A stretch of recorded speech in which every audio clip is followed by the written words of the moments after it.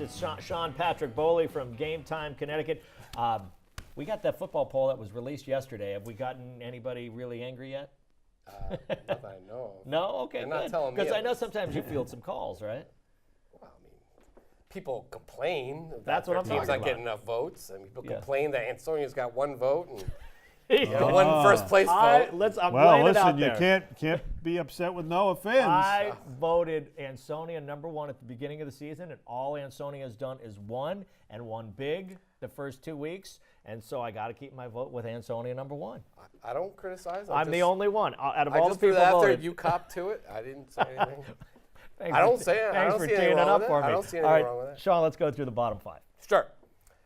Number 10 is Middletown. Stone Belzo and the gang. They weren't. Coach Sal Morello wasn't really happy with them, even though they beat Bristol Eastern, I believe. Yes. I was getting confused. It was a shutout, right? 35-0. They did a really They were nice job sloppy. there. They were a lot sloppy. of people are kind of high in Middletown. They're getting a lot of consistent votes there. West Haven comes back, goes to Wilbur Cross. It's the Chance and Godfrey show. They ran up for like 300-something yards and scored 100 million touchdowns and took care of Wilbur Cross. Tough playing in New Haven at 3 p.m. Yep. 3 a.m. No, Anyway, it was but- closer than I think the score would indicate. Yeah, it was definitely close. They pulled away. I mean, Wilbur Cross hung on there. They just kind of got worn down. And what's after that? New Haven. Massick put a beat down on New London. Hirsch and the gang, they didn't. Put the graphic back up for a second, because we've already forgotten who. I got you. Okay. Well, West Haven and Massick flip-flopped. Yeah, okay. And here we go. What's this? What am I looking at here? Massick. I'm looking at Massick New yeah. London. Yeah, look, they're just good. I mean, I think Are they underrated? Are they underrated in this they poll? could be. I mean, listen, they gave New Canaan one of the best games they had all last year. Even Darien. And they returned a bunch of kids from that game. Yeah, I mean, Matty Hirsch and Jack Roberger, and they're really good. Massick's really good. They're the class of the SWC. They should win it easily, and away we go. That was an impressive win. New London doesn't go. I mean, who beats New London 50 to nothing except Notre Dame last year in the playoffs? Yeah, I think Massick is very impressive, and I'm wondering if you were talking about Middletown, and I'm bringing this up because we have the video of Middletown's win last week, right, Mark? You were at that game. Yep. Is Middletown better than number 10? I know Jim Bransfield, your buddy up at the Middletown Press, was talking them up. Sean, thoughts on Middletown? Well, I haven't seen him personally yet. Jimmy does talk a lot about Middletown. They got a good band.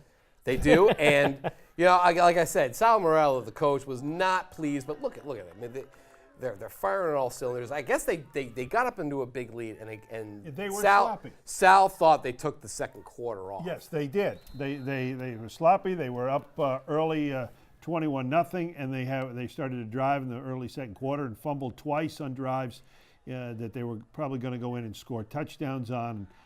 Finally pulled away in the third, fourth quarters. You need to give them a little kick in the butt. Even if the team wins big, you don't want them to rest on the laurels. So Sal's probably But right there. defensively, they were solid throughout. Just a little sloppy on offense. Right. Okay. So All right. Middletown, maybe. I mean, we don't know. It's week 2. Yeah, all right. We'll So, see as the what are you season gonna do? progresses. And I Right. think any of these teams can flip-flop at this point, at least in the ballots that I put in, because in my top 10, there were no teams with a loss. But anyway, that said, let's look at the top 5. I don't mean any disrespect. You didn't vote New Canaan? I did not vote I New did Canaan. not I put didn't no know. Canaan in the top 10 either. We are. Usually, I don't steadfast ask in that. people to. Usually, I don't ask people I'm to. happy to say. say who they voted I'm for. happy to say, but I am the lone first place vote for Ansonia, and listen. That's fine. Cheshire has been nothing short of impressive all season. St. Joe's, after beating New Canaan and then putting up another big number last week. Southington #2.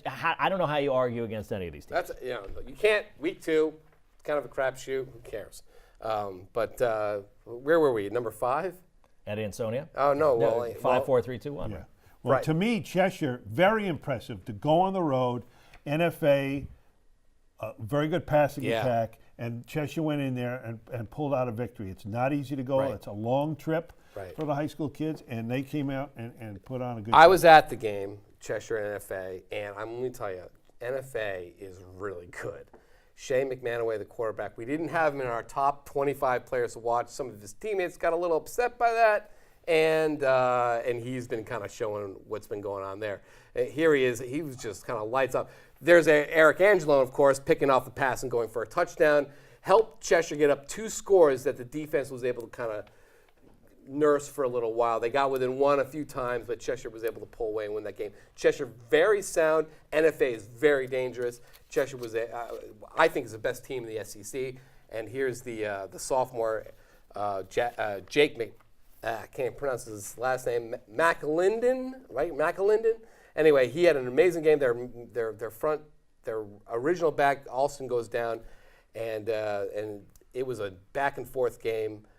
NFA looked really impressive despite the loss, and even Coach Don Druss said, "Look, this was a double-L playoff game."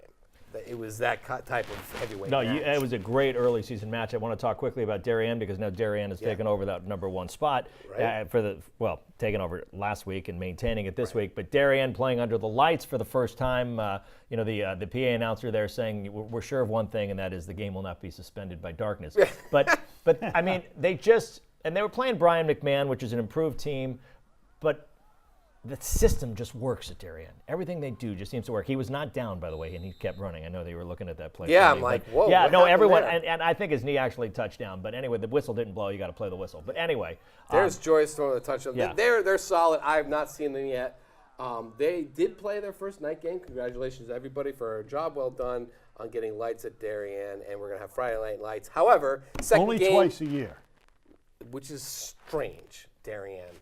Would you please let them play? Play 6:30. Fine. Go knocking on some doors in that neighborhood Please, over there. give me a break with the NIMBY guys, the not in my backyard people. Come on. NIMBY, yeah. Yeah, not in my acronym. backyard. I'm done with that. However, anyway, thankfully, I'm going to go against what I just said. Thankfully, they're playing St. Joseph at home on Saturday. I'm thrilled to death because I couldn't go otherwise. They're playing Saturday. Now the whole state can go check out the #1 team versus the #3 team. Can St. Joseph, which wiped out Ward with their quarterback from Fairfield, David Summers, comes back. They're impressed against New Canaan, going back and beat Ward pretty handily. Now they go into the Lions Den. Whenever St. Joe and Darien play, it's always a barn burner. I don't care what the score is. I know they got beat up last year, but the years prior, St. Joseph was back and forth. There's overtime games, one big play. It's a great game. If you love high school football, please go to Darien. Not to give the Darien police any more problems, but please go to Darien Saturday, 1:30 p.m.